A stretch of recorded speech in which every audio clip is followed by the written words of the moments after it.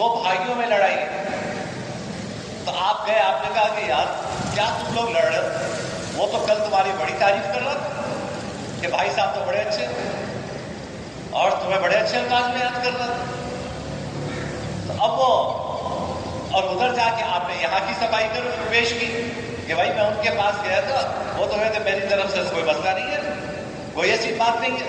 اب آپ نے اگرچہ غلط بیانی کی, لیکن غلط بیانی کر کے دو لوگوں کو قریب لے کر آ گئے. پہلے تو یہ ایک دوسرے کا منہ دیکھنے کے روادار نہیں تھے, ایک دوسرے کا منہ دیکھنے کے روادار نہیں تھے. آپ نے اس طرح کے الفاظ کہہ کے ان کا جو آپس کا فاصلہ ہے وہ آپ نے کم کر دیا. اور مسلمانوں میں صلح کروانا اس کی تو بڑی فضیلت ہے. ایک حدیث میں جناب نبی کریم صلی اللہ علیہ وسلم نے فرمایا کہ میں